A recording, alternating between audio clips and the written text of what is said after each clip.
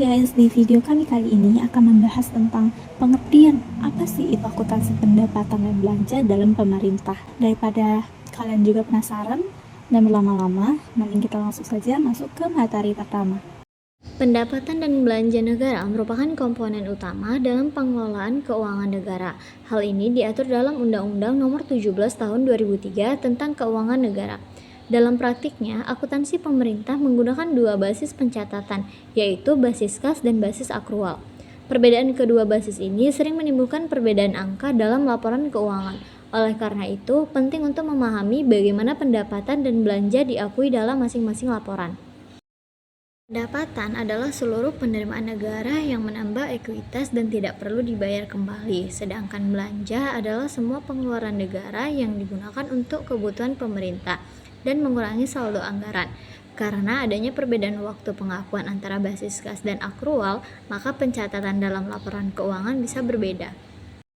Pendapatan dan belanja negara merupakan komponen utama dalam pengelolaan keuangan negara.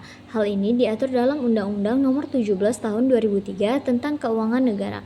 Dalam praktiknya, akuntansi pemerintah menggunakan dua basis pencatatan, yaitu basis kas dan basis akrual.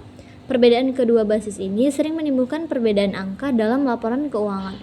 Oleh karena itu, penting untuk memahami bagaimana pendapatan dan belanja diakui dalam masing-masing laporan.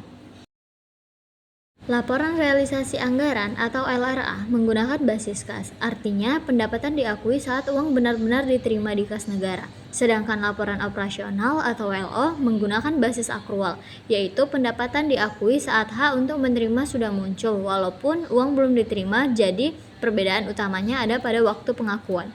Pendapatan pemerintah dibagi menjadi beberapa jenis. Yang pertama, pendapatan perpajakan. Contohnya pajak penghasilan atau PPH, pajak pertambahan nilai atau PPN, pajak bumi dan bangunan atau PBB. Yang kedua, PNBP atau pendapatan negara bukan pajak. Contohnya yaitu biaya layanan publik, denda, dan sanksi administrasi. Yang ketiga, hibah, yaitu bantuan dari pihak lain yang tidak perlu dikembalikan. Belanja pemerintah juga dibagi menjadi beberapa kategori. Yang pertama berdasarkan jenis, ada belanja pegawai dan barang subsidi. Berdasarkan fungsi, yaitu kesehatan pendidikan dan lain-lain.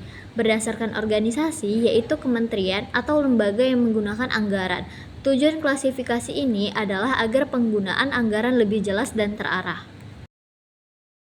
Pemerintah menggunakan Standar Akuntansi Pemerintah atau SAP sesuai PP Nomor 71 Tahun 2010. Prosesnya dimulai dari pencatatan transaksi oleh instansi, kemudian dicatat berbasis kas untuk LRA dan dicatat berbasis akrual untuk LO. Hasilnya disusun menjadi laporan keuangan yang transparan dan dapat dipertanggungjawabkan.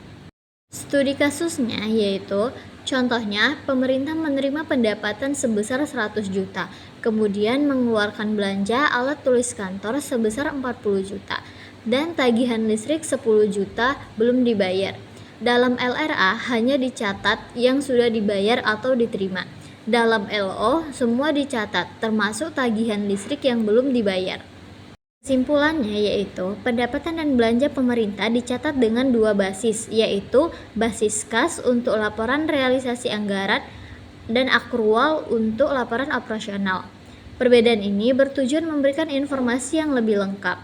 Dengan penerapan SAP yang baik, laporan keuangan pemerintah bisa lebih transparan dan akuntabel.